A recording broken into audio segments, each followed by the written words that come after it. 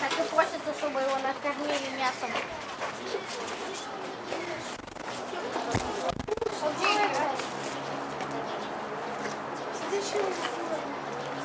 Это олени или что?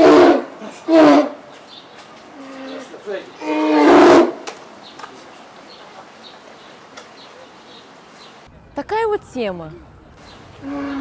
Неаккуратность мужчин. Если мужчина аккуратно складывает носки, значит, он неаккуратный в отношениях. Способов бороться с неаккуратностью не существует. Можно только гавкнуть. Существует два типа мужчин. Первый тип все разбрасывает вокруг, этакий творческий тип. Ну, зато он более или менее верный в отношениях. Второй тип – аккуратист. Да, все так. Ну, он не обязательный, никогда не выполняет того, что обещал. И вот обязательно бабник. Поэтому я бросаю мужчин сама. Как только дело касается постели, все. Для меня он больше не существует. Шлак. Отработанный шлак. Ведь после того, что было, открыться так трудно. Поэтому мне лучше на работу. На работу. Женщина, которая не сделала себе карьеру сама, половая тряпка. Я даже слоган у себя в офисе придумала. Половые тряпки к карьере. Я ухожу к олигарху.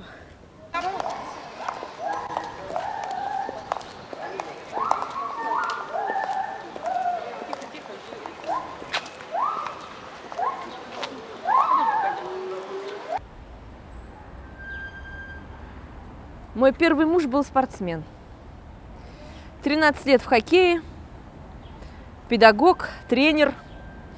Мы познакомились с ним в поезде. Я тогда ехала от бабушки, сижу, общаюсь с соседками, и вдруг подходит он. Такой. И мы проговорили 8 часов подряд. А как он выглядел? Как? Ну, высокий, красивый мужик. Мы переехали к нему в Москву. Стали жить с его родителями. Я все делала для него.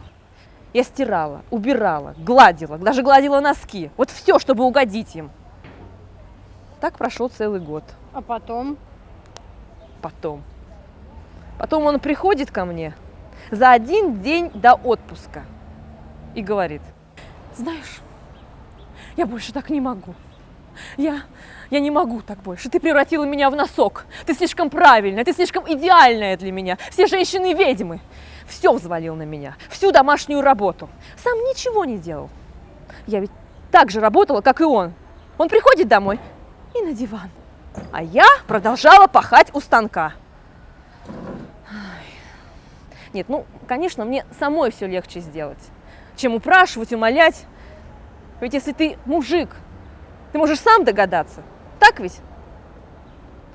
Ну где ему догадаться? Ведь если женщины тысячелетиями все делали за мужиков. Я тебе что сказала?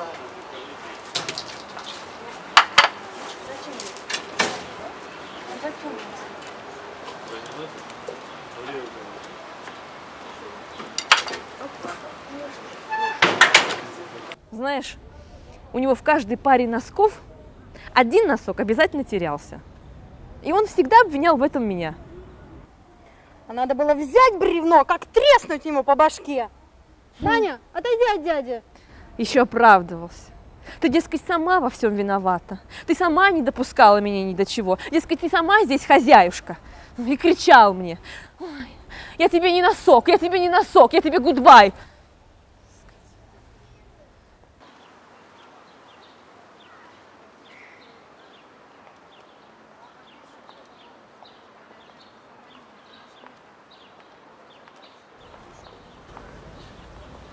А я вставала в 6 утра. И пока он спал, шла готовить ему макароны с маслом и жарить котлеты. Потом приходила обратно в комнату, он уже включил телевизор, полностью проснулся. Я ему приносила макароны, а он их не ел, потому что они были с маслом. Я за столько лет не могла выучить, что он не любит макароны с маслом, и эта тарелка летела мне прямо в лицо. Я возвращалась на кухню, промывала их теплой водой, чтобы отмыть от этого масла, несла ему обратно эту тарелку в комнату на диван, а он их уже не ел, потому что котлеты за это время уже успели остыть.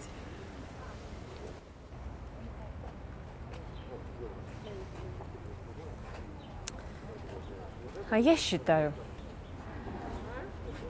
что мужчина должен быть декоративным. Это такая огранка. Женщина алмаз, а мужчина огранка. Но ведь женщина, она всегда в поиске, она всегда развивается. Мужчина не в силах поспеть за ней. Он ведь сам еле стоит на ногах. Где уж ему? Они же как дети. Их же только нужно хвалить да кормить, хвалить да кормить. О, новый рецепт французского салата. Берем куриные пупы, зеленые листья салата, сою и этот, как его, базилик. Как-то раз я полюбила юношу, который был на 15 лет моложе меня.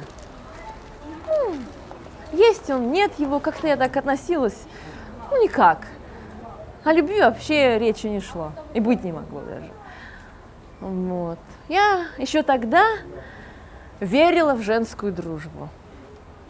Как-то раз мы с ним вдвоем отправились к моей подруге Анюте. Боже, как он меня пожрал глазами, как он меня... Ну, я оттягивала постель. Ведь после этого мне придется выкинуть его. Мой Альфонсик, мой сладкий Альфонсик, мой Альфонсик роднулик. Мы немножко посидели. Потом меня вызвали на работу, потом что-то с мамой случилось. В общем, я оставила их вдвоем. Но он знает, если уж я отправилась к маме, то я не возвращаюсь. И вот ночью я получаю от него смс-ку.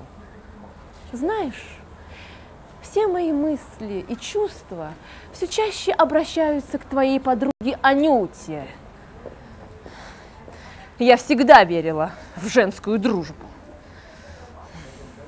А утром я получаю еще одну смс-ку. Знаешь, а ведь мне не нужен секс. Мне нужно, чтобы я просто засыпал рядом с тобой.